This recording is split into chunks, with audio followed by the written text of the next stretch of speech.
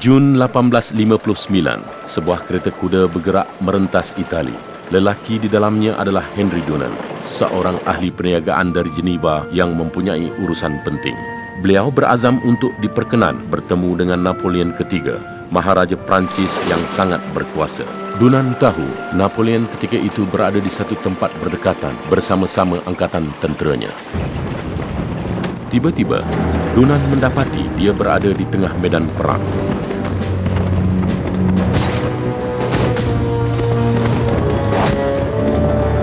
Dunant merasa sangat gerun.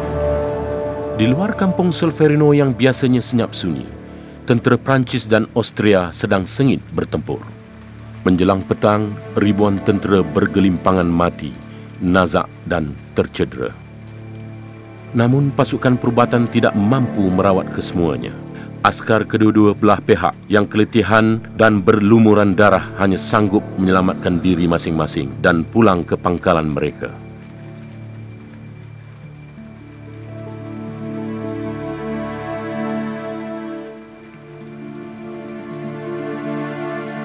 Dunant melupakan semua urusan lain. Bantuan amat diperlukan. Dengan keazaman, beliau membuka satu hospital sementara di sebuah gereja di kampung itu, di mana mereka yang nazak dan tercedera diberi jagaan dalam suasana tenang dan sepi. Beliau dibantu kaum wanita dan warga tua kampung tersebut yang berusaha sedaya upaya mereka. Pihak Perancis dan Austria dilayan sama rata. Malah, pesanan terakhir dari mereka yang mati juga direkod dan dikirimkan kepada keluarga tersayang. Siang malam mereka merawat mangsa-mangsa itu tanpa mengira penat lelah.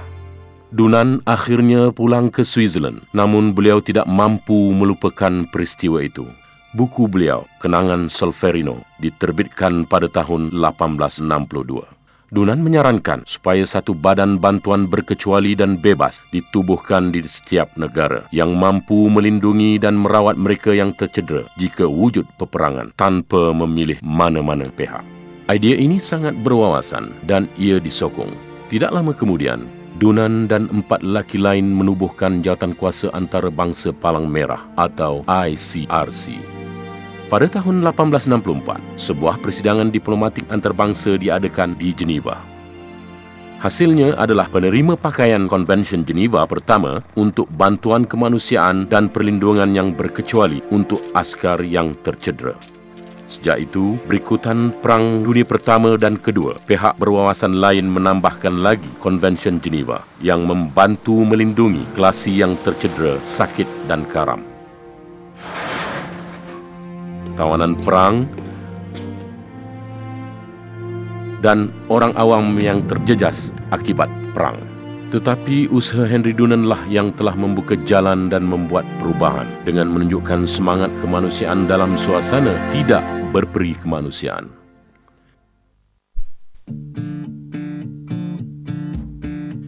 Kini terdapat hampir 200 negara yang menandatangani Konvensyen Geneva, iaitu teras kepada Undang-Undang Kemanusiaan Antarabangsa atau UUKA.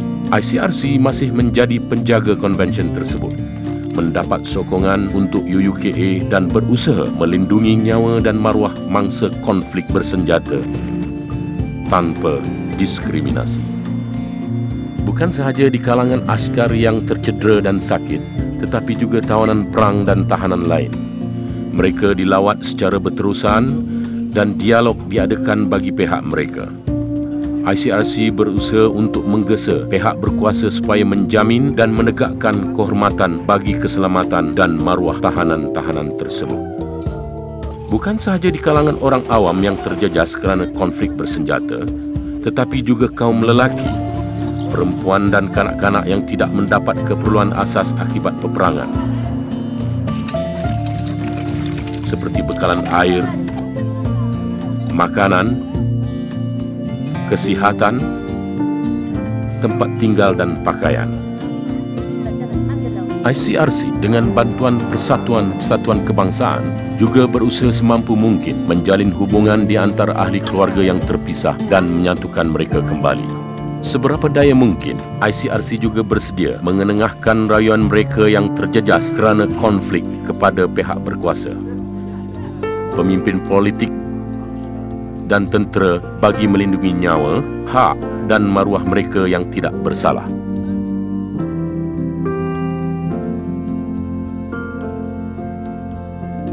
Kini terdapat lebih dari 180 persatuan kebangsaan Palang Merah dan Bulan Sabit Merah di seluruh dunia. Mereka bertindak sebaik saja tercetusnya konflik bersenjata di kawasan serantau. Namun, ketika aman, mereka juga menjalankan aktiviti penting bagi membantu mereka yang rentan. Persatuan-persatuan kebangsaan Palang Merah dan Bulan Sabit Merah aktif dalam 4 bidang utama. Respon menghadapi bencana, persediaan bencana, khidmat kesihatan dan pertolongan cemas dalam masyarakat,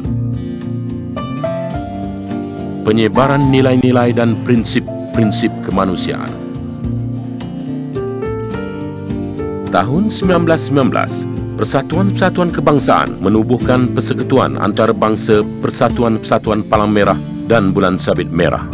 Persekutuan ini menyelaraskan kerja persatuan di peringkat antarabangsa dan membantu melancarkan permohonan bantuan di peringkat antarabangsa. Bukan saja untuk kes bencana seperti kemarau, taufan, gempa bumi, letupan gunung berapi, banjir, tetapi juga untuk kes kecemasan yang lain seperti perpindahan penduduk atau krisis sosioekonomi. Ia juga mempunyai mandat untuk memperkukuhkan persatuan kebangsaan supaya menjadi lebih efektif dalam usaha membantu mereka yang memerlukan. Saat ini, jutaan staf dan sukarelawan Palang Merah dan Bulan Sabit Merah berganding bahu untuk meredakan ketakutan, mencegah kelaparan dan membekalkan keperluan. Mereka menjayakan idea Bernas. Henry Dunan.